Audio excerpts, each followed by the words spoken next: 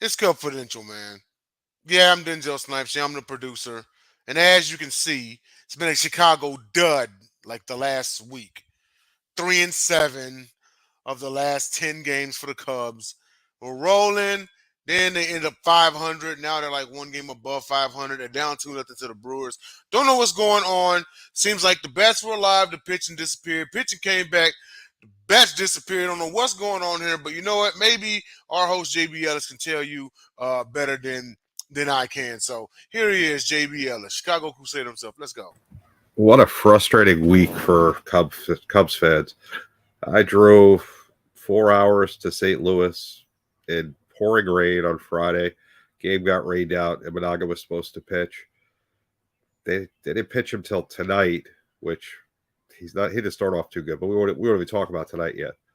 Saturday, the bullpen did what it does best, blew the game. Very frustrating. St. Louis got a pretty park, but forget about those Cardinals. We don't like them here. If you do, this ain't the show for you. Be gone. But we're going to talk about a lot of stuff tonight.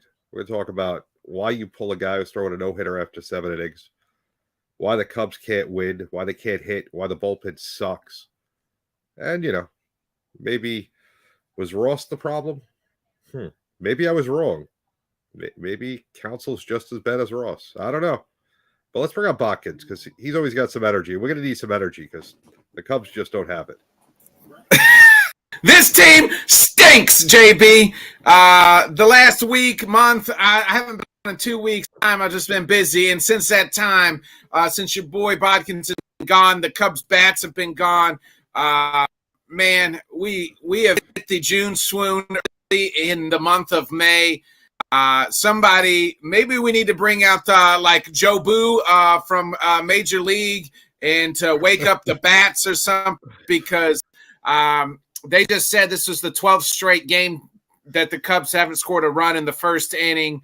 So that shows you in about one-third of the Cubs games in the month of May have been 1 run or less. So that just goes to show you. And then when we do score, you said it. We've said it for a month and a half. This bullpen absolutely stinks. It's hot garbage. It's bad.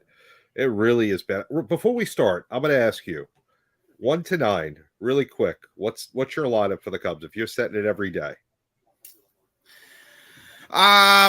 So if I'm setting it every day, and I'm just going. I like Michael Bush. I think he needs to play every day. He's got some pop. I would like to maybe him DH or Cody and be it first. I like PCA. I'd like to see him come back up. I think he's an everyday center fielder already. I really do, especially with Love. And then you got to have it and Suzuki running the corners. And then you got to have Nico and, I like Morale at 30s. It's at defense, but he's getting better.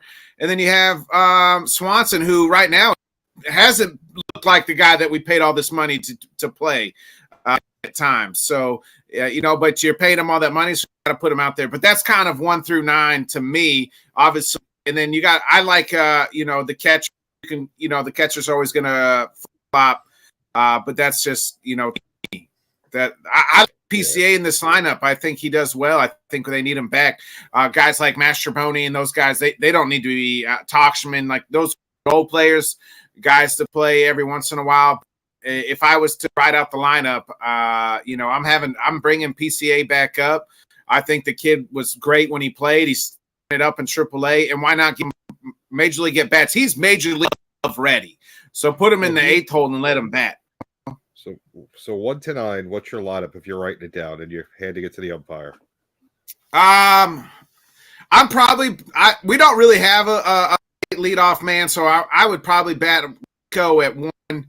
And this again, I'm not looking at any averages or anything. This is just off of feel. But Nico 1. I like. Man, it's hard to say you want Dansby at the 2 hole, but he's batting. I'm just looking at it. He's batting 8th tonight. He's batting 2 right now. So do you really want him? So I'll probably, I might put PCA at the 2 hole, right? He's fast guy, good contact guy. I like, Bellinger at 3, Bush at 4, Morale 5, You know, Dansby when he's hot would move up there in the lineup, but right now you probably put him at, you know, 6 or 7 or 8 where he's at. Morale, Morale 5, somebody like that. You know, Almora's the catch spots at 7. You know, and then that's kind of where I'm looking at. Okay, so let's talk about the leadoff. We don't have a great leadoff hitter to me. No, I would bet Nico leadoff.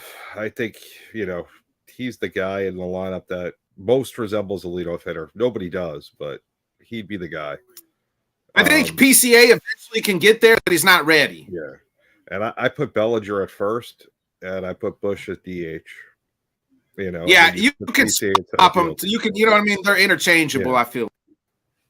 Yeah, I think that's the way you do it. And I mean, Bellinger's a really good outfielder, but I think, you know, you got to put PCA out there. You need a spark, and sometimes bringing up that young kid, that's what it does.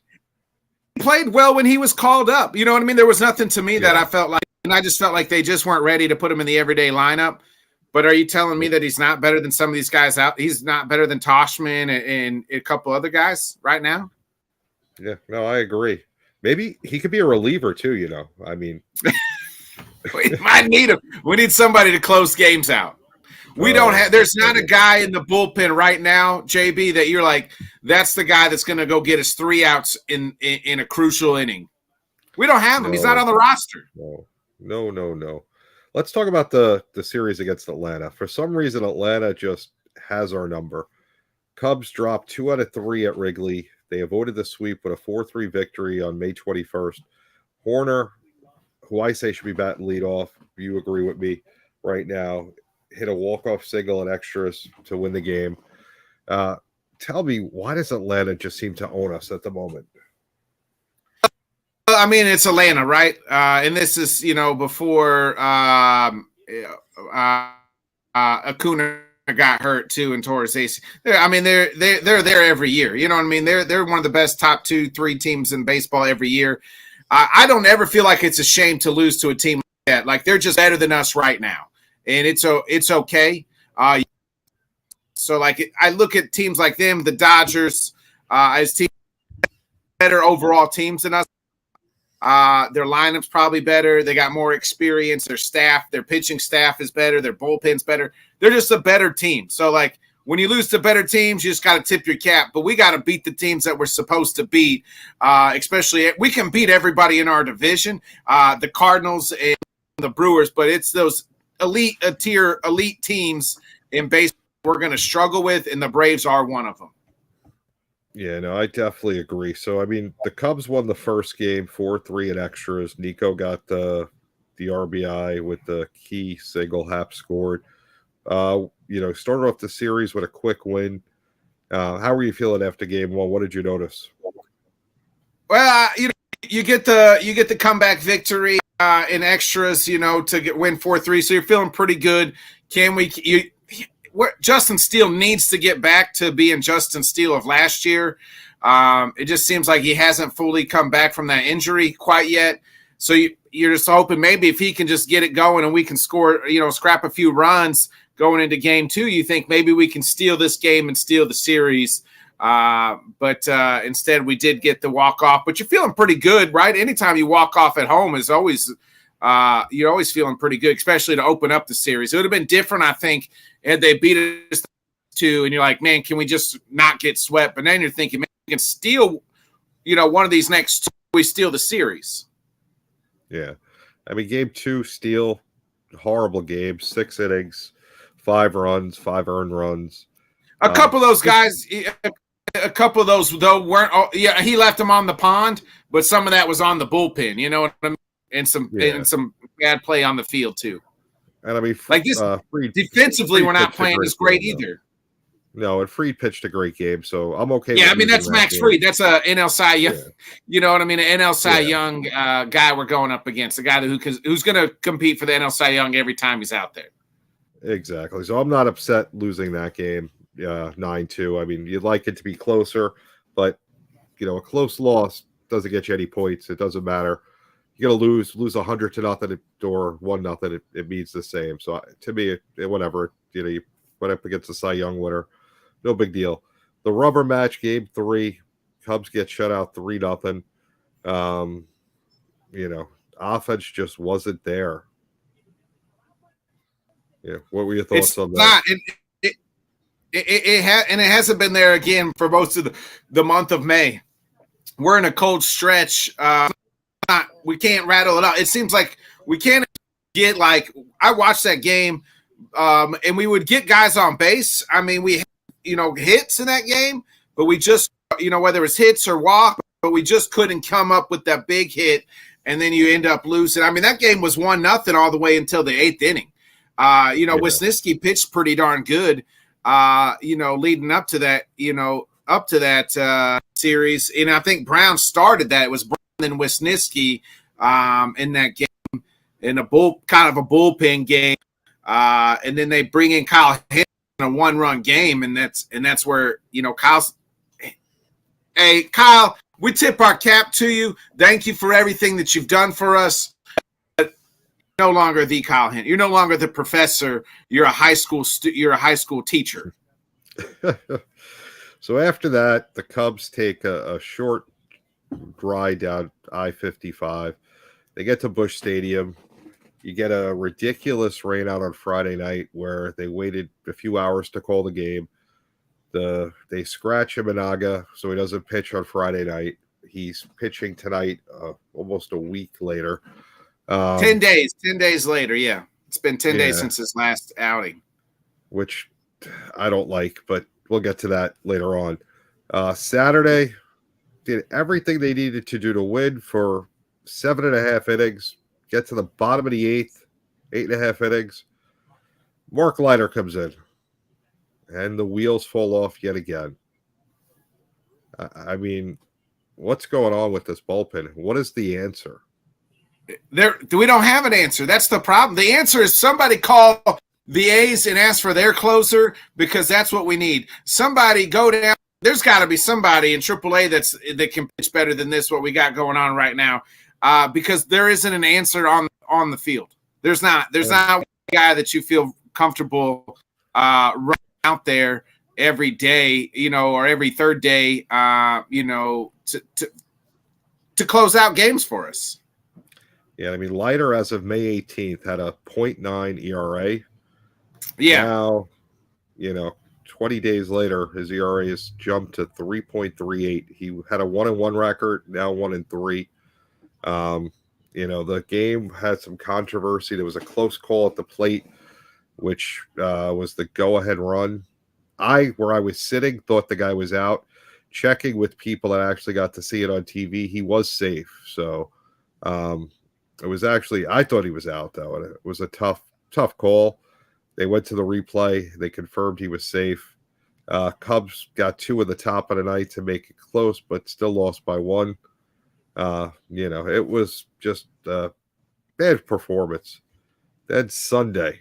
We finally get some runs on Saturday on that game. You get score 6 runs. That's a game you have to win. That's a game that good teams, playoff teams, win those games. Yeah, you're 100% right. Sunday, another long rain delay, and Assad, 5 innings, 4 runs. They lose a tough one, 4-3. They were down 4-0 after 5. Assad just didn't seem like he had it. Maybe the rain delay affected him with warming up. I can't imagine sitting for 3 hours when you're ready to go and you go through your warm-ups, and then all of a sudden you got to sit for another 3 hours. So I'm going to give him a pass on that one as far as his pitching performance. I am too. He's due for one, right? Like him and really and Shota too. Really, like they're kind of due for one eventually. Like they can't just pitch 20,000 scoreless innings every time. Like, you know what I mean? Like they've been on every game for the most part that they have pitched. You're going to have at least one outing where, you know what I mean? And to give up 4, it still isn't that bad. You know what I mean? So it's like, no, not at all. It is what it is. And you just kind of like, it sucks because it's the Cardinals and you want to beat them every time out because they're our rival. But it just, he just didn't have it. Like you said, it could have been the effects waiting after, amping up and then having to go back out there before the game starts. Yeah, I thought that's always a tough situation for the starter, and sometimes it just hurts you. I mean, Goldschmidt was huge both games. Having seen him in person, one of the things that I like what he does, he puts the ball in play where it matters. There was a play Saturday. He moved the guy from second to third, took it out. He could have tried to get a hit. He could have tried to hit a home run like a lot of players do nowadays. Did the smart thing. You got to appreciate a guy that knows how to play the game, and it's not seen very often. Yeah. So that to me was impressive. I think it was also Sunday's game, and this I have to try to remember. And you'll correct me if I'm wrong. Morel was on second. I don't know. I think it was the ninth inning, and if he was on first, he took second on a pass ball or something. Same thing happened with him on second and a lefty up. Instead of going to third, he stayed on second. And my thought process is there's a lefty, so it's a natural pick for the catcher because the ball went that way. Yeah. The batter is there no matter what. Even if he tries to get out of the way, it's gonna interfere with the catcher's movement. So third is yours. Go. Why are you not going? Their lack of aggressiveness, I think, in that particular place was horrible. Yeah, you got to be aggressive, especially when you're losing. Like I believe in being aggressive. Yeah, you put pressure on the team. They got to be perfect when you're aggressive. I mean, granted, major league players are the best out there to do whatever they're doing, but still at the same time, you got to be perfect when the other team's aggressive. So I don't know. So what do you see going into the Brewer series? Right now, I'm just hoping to win the series, right? Like, I mean, it's been bad. We snapped a 5-game skid. Hopefully, that's the longest skid of the year. In last night's game, Ben Brown go no hits through 7. I'd like to see the kid. I get it as far as they're trying. They don't want to pitch him too, pitch. But I'm a little old school like you are, JB. I think, and that's. Hey, when it's perfect game, like let him go until he can't go, until he can't.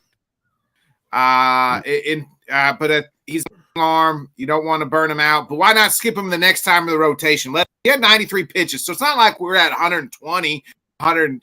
Like let him try. And he's better than anything in the dang bullpen, as Nurs showed you last night as well. So we were lucky to win that one. You feel pretty good about winning last night, and then pitching tonight. If we can get runs, did give up the early 2-run home run, but now we're down 2-1. With it's still early, still a lot of ball game to go. So hope maybe he settles back in, and we can get this series and start feeling good ourselves. Forget the month of May, and hopefully that June the bats come alive as the weather gets warmer. I mean, 93 pitches, right? If I'm managing the team, there's this magical 100 pitch mark in Major League Baseball that, once you cross over that, the sky starts falling. Yeah. Meanwhile, the bullpens are horrible. But there's a guy named Nolan Ryan. He threw 230 pitches one game. He only had 7 career no-hitters and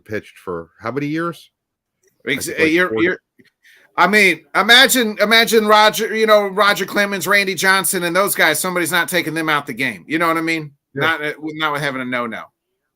Yeah, to me that was disturbing that was done. I could see if he was like at the 120 mark, and you're starting to say, okay, now we got to start to worry. 93, you got to let him go. And then the bullpen comes in and they blow the lead again, so the kid doesn't even get a win. Thankfully they went crazy in extra innings. They won 6-3. But where was that offense the rest of the game? Well, it's easy when you get a guy already on second, JB. Yeah, it was only when you already got a guy. When you got a guy already standing on second, it's easy to bring him along. It just seemed like the Brewers, once they tied the game, they just deflated. Like in basketball, that happens a lot. A team will come back from like 15 points down, 20 points down. They'll get it tied, and then all of a sudden, that's it. They just fall flat because it takes so much to do that. It almost felt like that's what happened with them. Yeah. we need to win tonight. Just forget the month of May. I hope this was the month, and then hopefully June and July. We're still sitting here, close to in first or close to first. So, but the Brewers are in first place right now, so it's a team that you got to beat. So, real quick tonight, we said Imanaga came in, two runs in the first inning, came back, shut him down in the second inning. Cubs got one back. You confident that they could, scratch their way and take a win here? In a scale of like 1 to 10, I'd put my confidence in this offense right now at about a 3. Wow, that's pretty bad. Bacchus, where can people find you? Yeah, find me real quick on the Bodkin Show right on YouTube. Tonight, here in about 30 minutes or so, we'll be doing our UFC coverage of UFC 302s at 8 o'clock Central, 9 Eastern. So, tune in for that for all your UFC coverage. All right, man. Be good. Hopefully we'll see you next week. Yeah, see you guys. Hopefully Cubs will have a successful week, and we'll all be in better moods after next week. Sounds good, man. Be good. All right, let's bring in Jason. Let's talk about this week's This Cubs for You, Ben Brown. So tell us what you saw in that performance the other night. Just came out and dominated. Like Craig Counsell said, his fastball, it was like an angry fastball. He was topping out at like 98 miles an hour. He had a good, I guess they call it the slurve or knuckle curve or whatever you want to call it. He had that pitch going for him too. He looked really, really good. Yeah, I mean, what's your thoughts on pulling him after 7? Well, back in the day when Kerry Wood and Mark Pryor were both pitching for the Cubs, I felt like they really, really did some damage to those two guys, leaving them in, more than they should have. I can get that with Ben Brown. He's a young up-and-coming pitcher. Don't want to wear his arm out too fast, in his career. So I kind of understand that as far as like taking him out with the pitch count as high as it was. Interesting. So you're okay with them taking him out. That's good to know. I disagree with you, but I hear your point. I just don't like it. Yeah. They're guys, like I said, Nolan Ryan was able to throw how many pitches in games, and he was around in 3 or 4 different decades pitching. So yeah, it could be done. It's just you gotta have the right mechanics, and yeah, absolutely. That could be fixed if the mechanics aren't right. So big news outside of Wrigley this week. Controversial umpire Angel Hernandez retires after 32 years of the majors. How is his exit going to impact the game from now on? Hopefully the games will be called a little bit better. He's had some controversial calls over the years of him behind home plate.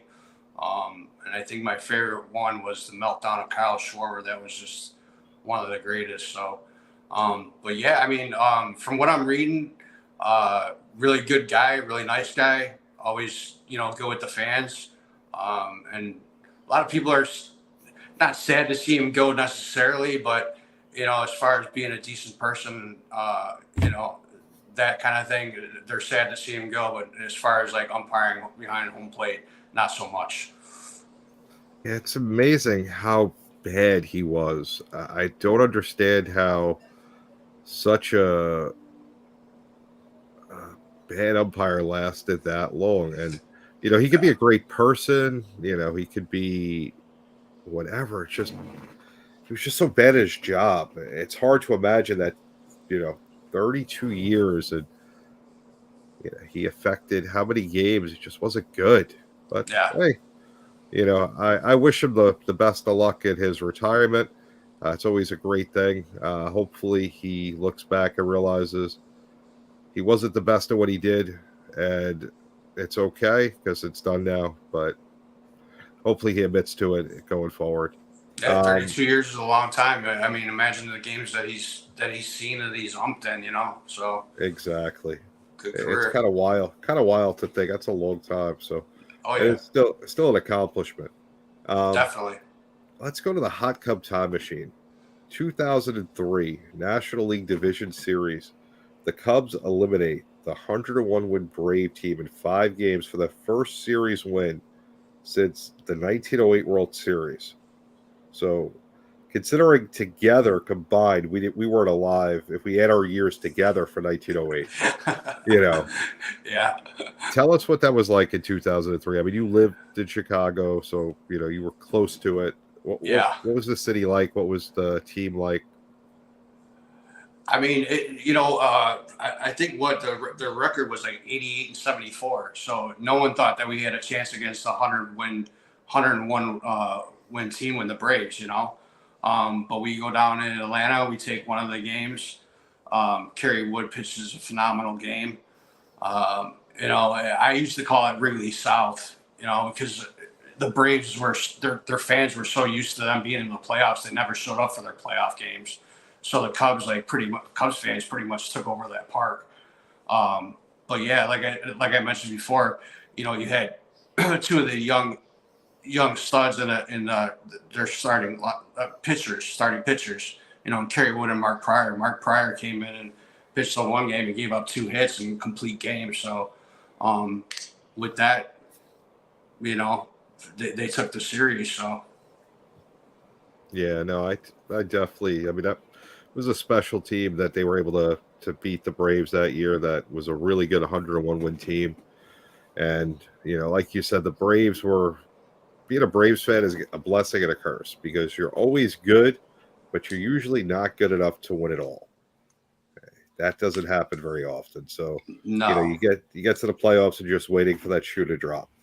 And for 2003, it was the Cubs' turn to drop the shoe on the Braves. Well, at least we have that after last week. Yeah, we got one on them there. So exactly. Yeah, and Greg Maddux pitched his last game in the Braves, and then after 11 seasons, he went back to the Cubs the following year. So yeah, very true. All right, so the All-Star break is June 15th to June 18th. So our cover dud. Denzel comes up with some great cover duds. So will the Cubs get 45 wins by the All-Star break? So in the next month and a half, can they get 17 wins? I got to be honest with you. With the way that they're playing now, I don't see it. Wow. There's something that's got to happen. There's got to be a spark coming into that lineup. They got to produce somehow, man, and keep, get some more runs coming across the plate and winning these games. I think like before, we were talking pre-show with Godkins and Denzel. I don't think they've put together like a perfect game. It's always been one thing or the other. It's either been the hitting one game or scoring the runs or the relief pitching. It just hasn't all come together quite yet. So here's my question. Same as Botkins. What's your lineup 1 to 9 if you're counsel be filling it out? I kind of went with Botkin's idea. I like what he was talking about, like putting Nico Horner at the leadoff spot. And with PCA, I agree with him. I think he's a good player, man. Defensively out in the outfield, he's great. And he's been lighting it up in AAA right now. So, I like what Council's doing at times, but then, when you get on first of the show, you asked, was Ross the problem? Sometimes I see that. I don't see the difference, honestly. Winning record, it's just it's the same thing to me. But yeah, I would definitely put Nico leading off. Swanson has been, we paid all that money for him and he hasn't really produced very well. He's making a lot of errors too in the infield. Bush, I would either DH or put him at first base. And Morel, I like Morel at third. He's better than, in my opinion, he's better than Madrigal. to be honest with you, way beyond Yeah. better than Master Boney. Those guys are just taking up bench spots to me, to be honest with you. Yeah. If I'm writing up the lineup, I'm going Nico at second, leading off. 2 PCA at center field. 3 Bellinger at first base or DH. 4, I got Bush, either a first base or DH. 5 Morel. 6 Suzuki. 7 Hap. 8 whoever's catching, and 9 Swanson. And maybe reverse it. I think that lineup, it's trouble from 1 to 9, and you have some speed at the top of the lineup. And I think that would make it, the way it should be. Anything else to add before we get out of here? No, go Cubs. There you go. So we'll see you guys next week. Hopefully it's a better week. Until then, this is Cubfidential every week, Wednesday. And make sure you catch us next week. We'll see you then.